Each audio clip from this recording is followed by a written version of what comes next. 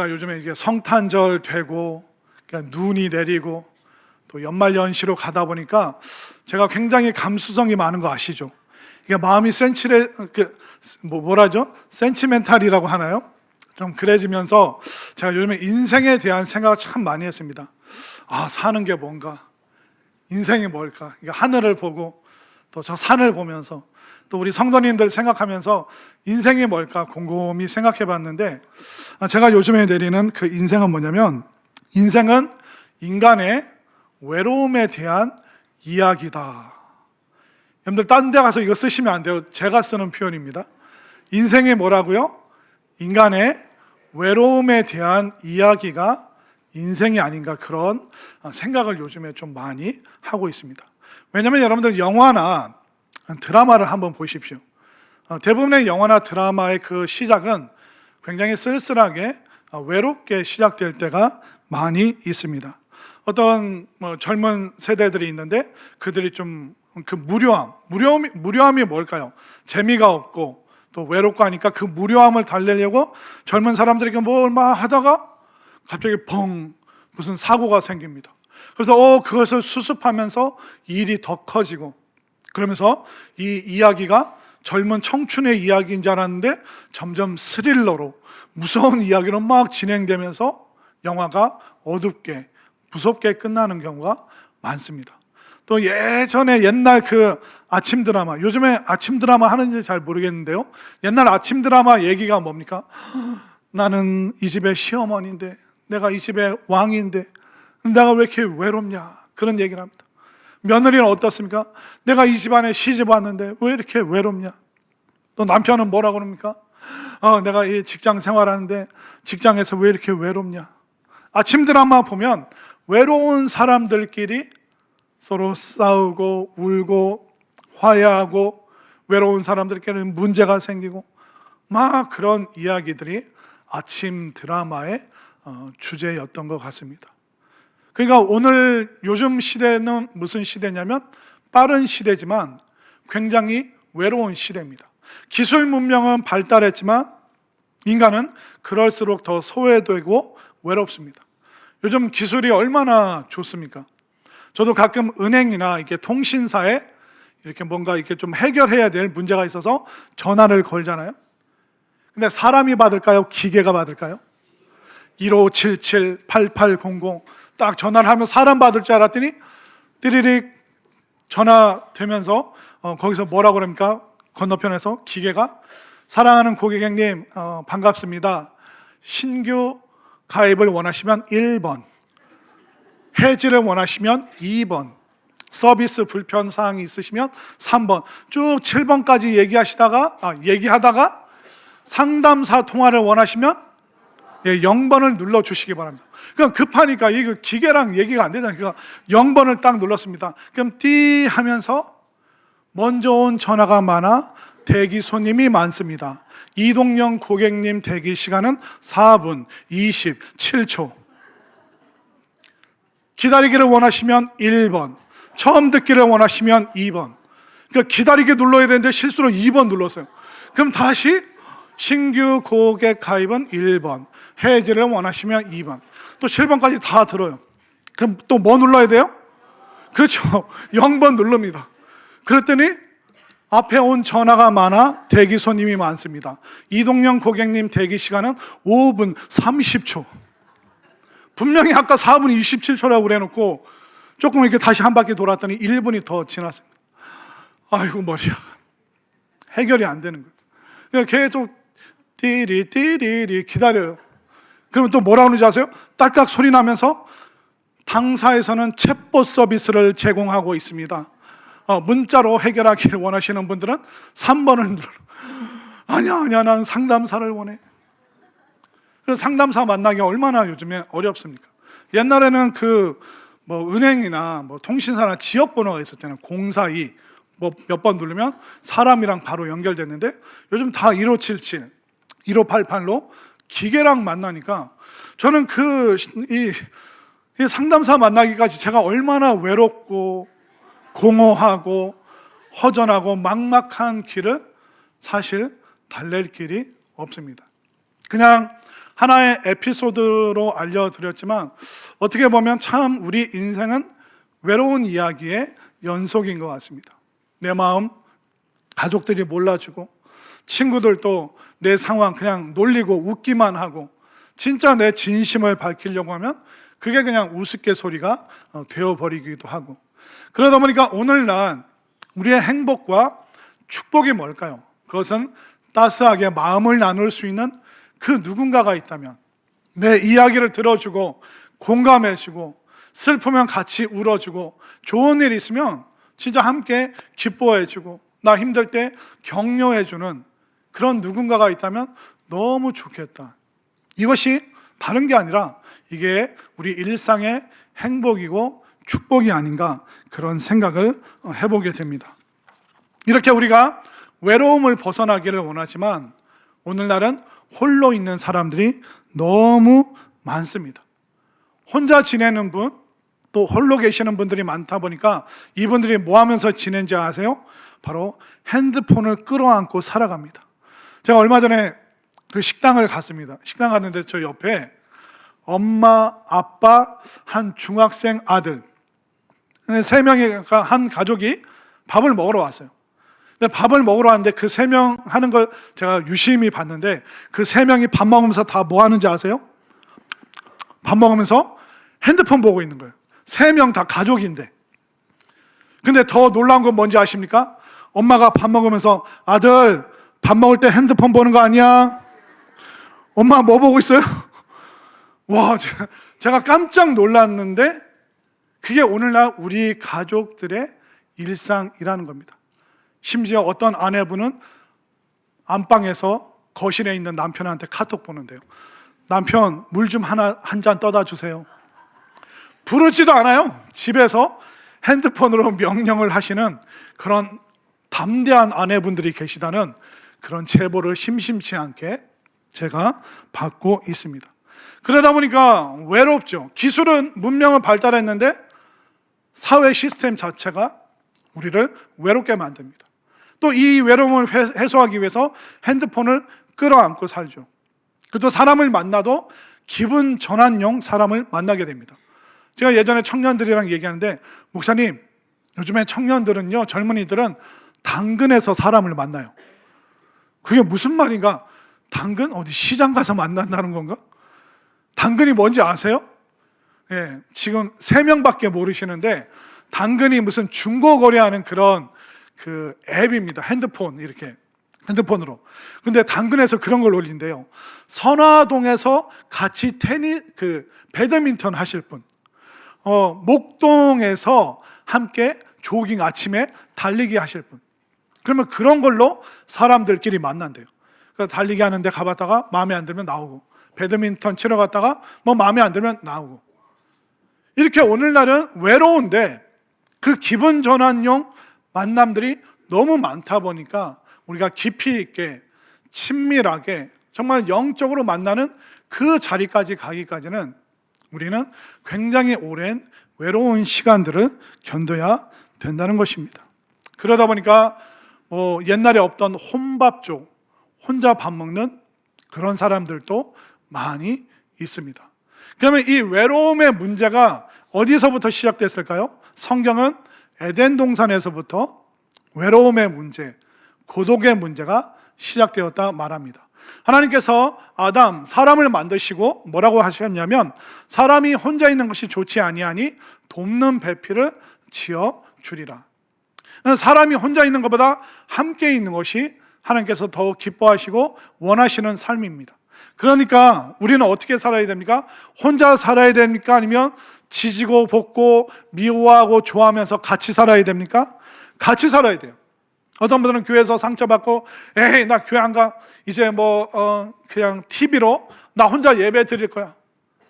그 마음은 이해는 하지만 그렇게 홀로 외롭게 있는 것은 신앙적으로도 또 어떤 개인의 삶적으로도 그렇게 좋은 것은 아닙니다. 그럼 하나님께서 우리가 함께 지지고 볶고 미워하고 좋아하고 서로 웃었다, 울었다, 또 마음에 들었다, 마음에 안 들었다, 그러면서 또 이해하고 또 화해하고 그러면서 살아가도록 우리를 만드셨습니다.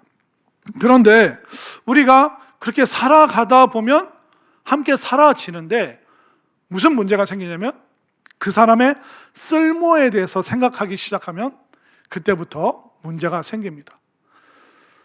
우리가 사람을 있는 존재 그대로 받아들이는지 아니면 그 사람의 쓸모에 대해서 먼저 생각하는지 한번 떠올려 보시기 바랍니다. 저희 아들도 이번에 입시를 하기 때문에 조마조마한 일도 많고 막 이렇게 뭐 감정의 기복이 있습니다. 또 걱정도 되고 기도도 하고. 근데 어느 날 며칠 전에 아내랑 앉아서 이런저런 얘기하는데, 야, 저희 아들한테 얘기하지 마세요. 우리 아들이 정말 쓸모 있게 세상을 살아가겠는가? 좋은 그리스도인은 좋은 시민이 돼야 되는데 대한민국 사람으로서 자기 역할을 잘 하겠나? 이제 그런 얘기하다가 제가 문득 그냥 툭 내뱉은 게 뭐였냐면, 우리 아들 어릴 때 그냥 태어난 지 얼마 안 돼서 뒤집기 할 때 막 기뻐했었는데, 우리 아들 태어난 지 12달 돼서 그냥 걷기만 해도 막 좋아하고 잘했다 그러고 막 응원하고 축복했는데, 근데 지금 아들을 등급으로 보고 있습니다. 아니, 사람이 한우도 아닌데 1등급부터 9등급인가요? 하여튼 이렇게 막 사람을 등급으로 나눕니다. 이 사람이 쓸모가 있는가 없는가. 근데 여러분들 모두는 어떤 존재였습니까? 어렸을 때 뒤집기만 해도 온 집안의 기쁨이 되었습니다. 여러분들이 뭐 짚고 일어서기만 해도 여러분들이 어떤 존재였습니까? 와, 온 가족의 축복이었습니다. 그래서 제가 오늘 다짐했습니다. 여러분들이 오늘 교회에서 뒤집기를 하거나 일어나서 걷기만 해도 제가 여러분들 축하해주고 축복해주기로 결심했습니다. 그러니까 오늘 여러분들 둘 중에 하나만 하셔도 되고, 2개 다 하면 제가 귤을 드리겠습니다. 2개 다 하면 이따 예배 끝나고 나갈 때 무슨 얘기인지 아시겠습니까? 우리는 사람을, 내 옆에 있는 사람을 쓸모로 봤는지 아니면 존재로 봤는지. 그 사람이 뭔가 작은 것만 잘해도 그렇게 기뻐했었는데, 우리는 서로 지금 너무 냉랭하고 쓰임새가 있나 없나, 잘하나 못하나, 그거 가지고 너무 우리가 서로 외롭게 힘들게 만들지 않나, 그런 생각을 많이 하게 됩니다. 그러면 에덴 동산에서 도대체 무슨 일이 있었을까요? 바로 아담과 하와가 하나님으로부터 등 돌리고 하나님으로부터 멀어지면서 위험에 빠지기 시작했습니다. 자, 화면으로 창세기 3장 말씀을 한번 볼까요? 창세기 3장 7절 말씀 함께 읽겠습니다. 시작. 이에 그들의 눈이 밝아져 그들의 벗은 줄 알고 무화과 나무 잎을 엮어 치마로 삼았더라. 창세기 3장 말씀은 바로 하나님께서 사람을 지으셨는데 에덴 동산에서 뱀의 유혹을 받아 아담과 하와가 타락하는, 그러니까 하나님의 말씀을 어기게 되는 내용인데, 자, 하나님의 말씀을 어기고 하나님으로부터 등 돌리고 나서 들어오기 시작한 첫 번째 감정이 뭐였냐면 수치심, 바로 부끄러움이었습니다. 7절을 다시 한번 보십시오. 그들의 눈이 밝아져 자기들이 벗은 줄을 알고 무화과 나무 잎을 엮어 치마로 삼았더라. 하나님으로부터 등 돌리면서부터, 죄로 들어가면서부터 수치심이라는 감정이 들어오기 시작했습니다. 자, 그 다음에 두 번째 감정이 뭐였을까요? 자, 8절, 9절, 10절. 8절 제가 9절을 여러분들이 읽겠습니다.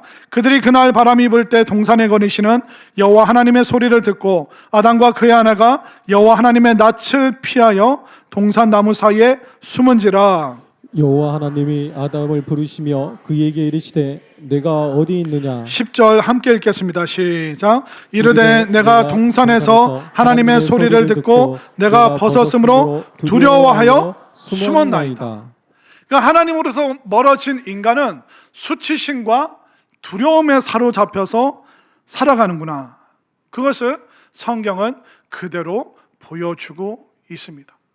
그렇기 때문에 인간의 이 외로움의 문제, 갈등의 문제, 이 궁극적인 인생의 문제는 바로 하나님으로부터 떠났을 때 오는 그 위험, 그것이 바로 감정적인 문제에서부터 발생하기 시작합니다. 자, 이렇게 수치심과 두려움이 있는 사람이 어떻게 반응하는지 한번 보겠습니다. 자, 11절을 제가 12절을 여러분들이 읽겠습니다. 이르시되 누가 너의 벗었음을 내게 알렸느냐? 내가 내게 먹지 말라 명한 그 나무 열매를 내가 먹었느냐? 아담이 이르되 하나님이 주셔서 나와 함께 있게 하신 여자 그가 그 나무 열매를 내게 주므로 내가 먹었나이다. 12절을 가만히 보십시오. 하나님이 아담에게 물어봤는데 아담이 하나님 잘못했습니다, 죄송합니다 안 하고 수치심과 두려움 속에서 남 탓합니다. 첫 번째는 하나님 탓합니다. 하나님이 나에게 주신 이 여자 때문에, 하나님이 나한테 이 여자를 안 주셨으면 내가 죄 안 졌는데 하나님 때문에 이런 거예요. 그리고 하나님이 나에게 있게 하신 그 여자 그가 그 나무 열매를 내게 주므로 내가 먹었나이다. 이 아담이 하와 탓을 하고 있습니다. 그러니까 여성분들이요, 남자를 믿지 마시기 바랍니다. 남자가 이런 존재예요. 부모님 탓하고 와이프 탓하고 애들 탓하고 정치인 탓하고, 이게 얼마나 남자답지 못합니까? 잘못했습니다, 하나님 용서해 주세요, 이럴 수 있는데 수치심과 두려움이 있는 사람은 회개하지 않고 바로 하나님 탓하고 주변을 탓하고 변명하고 남 탓하느라고 지금 정신이 하나도 없습니다. 그러면 여자는 어떻게 할까요? 남자분들이요, 여자는 어떻게 하는지 한번 보겠습니다. 자, 13절 말씀, 13절 시작. 여호와 하나님이 여자에게 이르시되 네가 어찌하여 이렇게 하였느냐? 여자가 이르되 뱀이 나를 꿰므로 내가 먹었나이다. 남자분들이요, 여자를 믿지 마세요. 이게 사람이라는 거예요. 인간은 다 똑같습니다. 잘못했습니다, 그 말 안 해요. 죄송합니다, 이 말 안 합니다. 예를 들어 무시무시한 살인죄가 살인이 벌어졌어요. 그러면 그 가해자에게 묻습니다. 당신 왜 이랬냐? 가해자들이 뭐라고 하는지 아세요? 피해자가 나 화나게 해서 그랬어요. 그러니까 잘못했습니다라고 안 그러는 거예요. 죄인의 습성은 회개를 안 하는 거예요. 저 사람이 나 화나게 해서 내가 그렇게 했어요. 자신의 정당성을 변명합니다. 이게 남녀를 떠나서 모든 인간의 공통적인 죄성의 모습을 보여주고 있는 것입니다. 에덴 동산의 불행의 이유가 뭡니까? 물질적인 먹고 마시는 문제였나요? 아닙니다. 에덴 동산은 풍성했어요. 결국 문제는 관계가 깨어짐으로, 하나님으로부터 멀어진 그 위험 속에서 사람들이 살아가다 보니까 하나님과의 관계가 깨어지니까 사람과의 인간관계도 다 깨어지고 있습니다.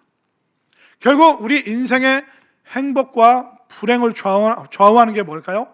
다 그런 건 아니지만 많은 경우 인간관계를 실패했을 경우에 우리는 낙담하고 좌절하고 부끄러움, 수치심, 두려움이 막 들어오기 시작합니다. 나는 왜 이러지? 나는 왜 사람들과 잘 지내지 못하고 조금 잘 지내다가 화내고, 처음에는 잘 하다가 시간이 지나면 왜 사람에 대해서 나는 환멸을 느낄까? 왜 나는 인간관계를 잘 못할까? 왜 나는 사람들과 사이좋게 못 지낼까? 사실 이것이 우리의 인생의 궁극적이고 남한테 말 못하는, 가족들과도 불편하고 직장 동료들과도 친밀하지 않고 심지어 교회에 와서도 스스로 막 사람들을 멀리하면서 왕따시키면서 난 주님만 있으면 돼. 그러나 주님은 말씀하십니다. 너에게는 나도 필요하지만 너에게는 교회 공동체도 필요하다. 이 말씀을 여러분들 새기시기를 바랍니다. 자, 이렇게 우리는 인간관계에 수많은 복잡한 문제가 있어요. 우리는 사람들과 사이좋게 잘 못 지내요. 또 수많은 깨어진 죄의 문제와 관계의 문제가 있습니다. 이런 우리에게 하나님께서 어떻게 하십니까? 바로 예수님을 보내셔서 불신과 불만의 시대를 종결시키시는 분이 바로 우리 하나님이신 줄 믿으시기를 바랍니다. 자, 창세기 초반에 나오는 두 사람이 있죠. 아담과 하와가 있습니다. 자, 마태복음 1장 신약에 가장 처음 나오는 두 사람이 있습니다. 누굽니까? 바로 요셉과 마리아입니다. 아담과 하와는 하나님 앞에 불순종했어요. 그러면 예수님께서 이 땅에 태어나시는 그 과정 속에서 요셉과 마리아는 불순종하는지 순종하는지 한번 살펴보시길 바랍니다. 요셉도 아담과 똑같은 감정을 품긴 품었어요. 수치심과 두려움. 자, 18절 말씀은 오늘 본문 마태복음 1장 18절을 제가 19절을 여러분들이 있습니다.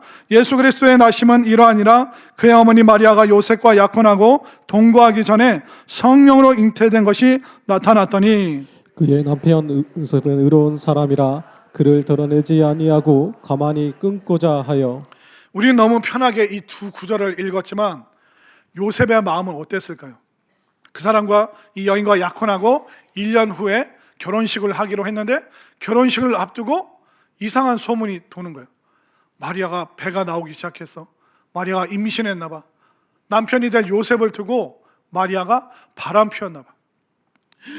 요셉 입장에서 식은땀이 나죠. 화가 나죠. 집 바깥에 못 나갔을 것 같아요. 사람들이 수근수근거리고 손가락질하고, 내가 거리에 돌아다니면 사람들이 자기끼리 얘기하는데 마치 내 얘기하는 것처럼 수치심, 부끄러움, 두려움, 아담이 느꼈던 똑같은 감정을 그도 느꼈습니다. 성경은 그가 부끄러워했고 두려워했다라고 말하고 있습니다. 자, 20절을 볼까요? 20절 읽습니다. 시작.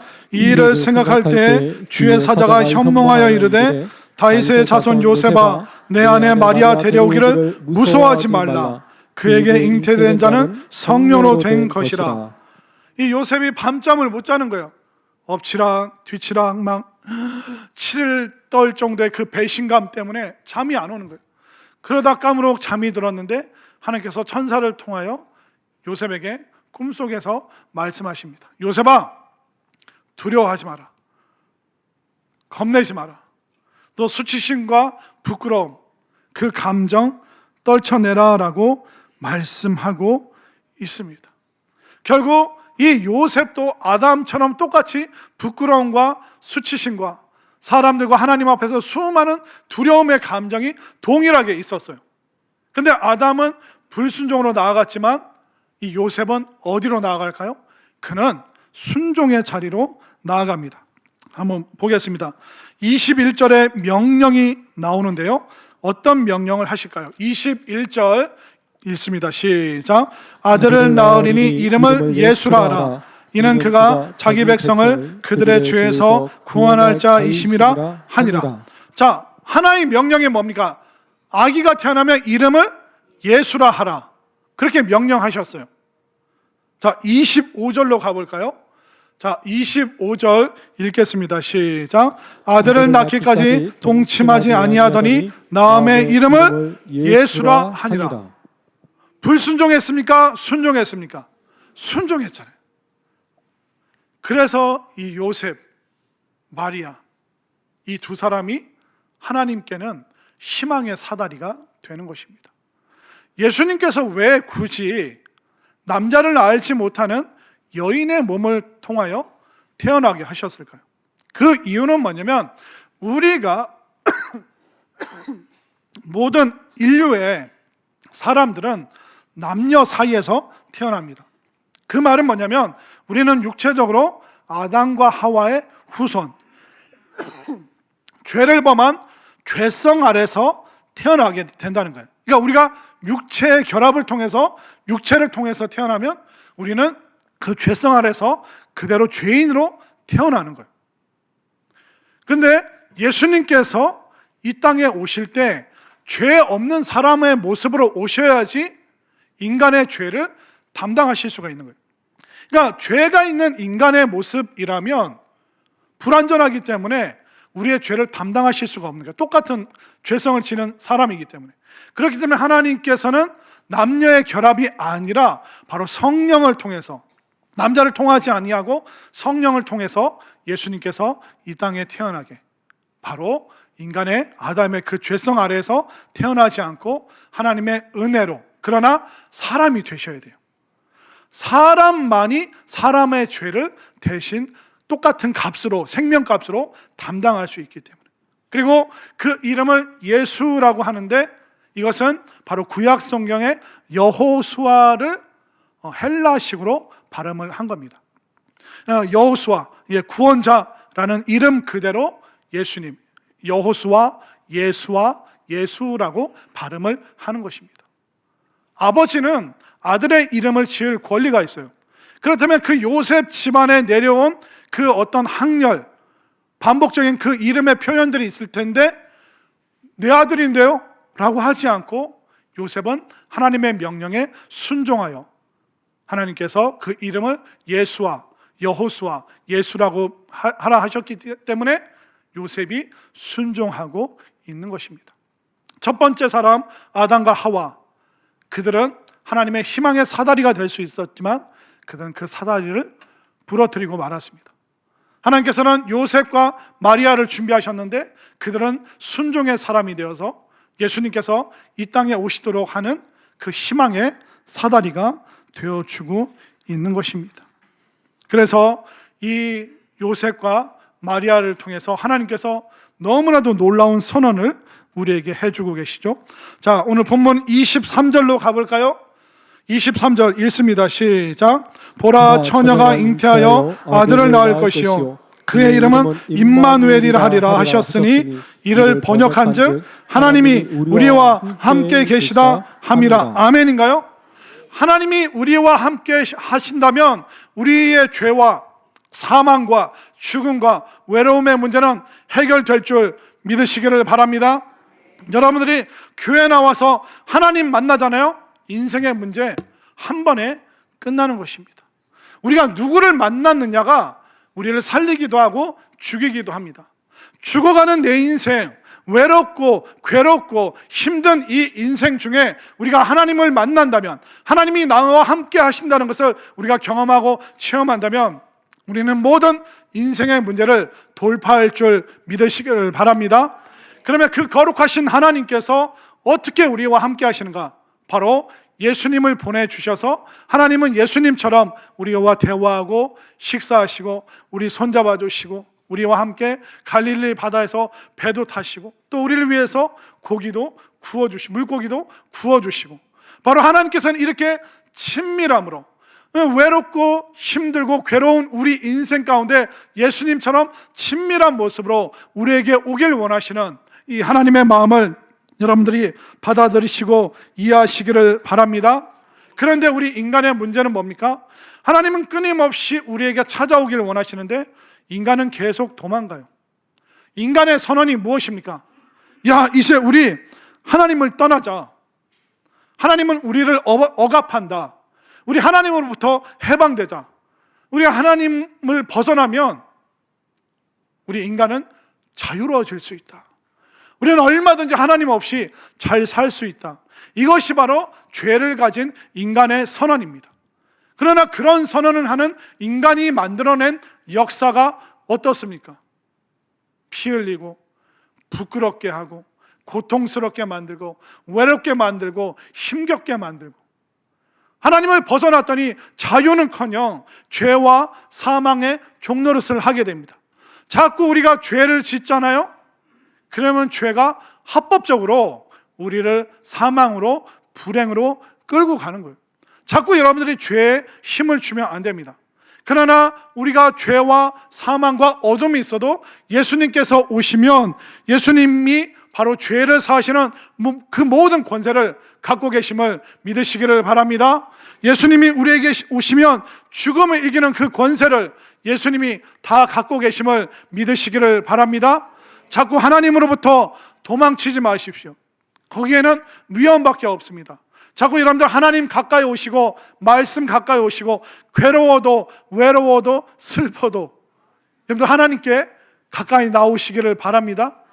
이게 바로 하나님께서 임마누엘이라는 그 희망의 사다리를 예수님을 통해서, 바로 요셉과 마리아를 통해서 우리에게 주시는 그 희망의 사다리, 임마누엘, 하나님께서 예수님을 통하여 우리와 함께 하신다는 이 확신 가운데 여러분들이 살아갈 수 있게 되기를 바랍니다. 그러면 그 은혜 받은 우리는 어떻게 해야 될까요?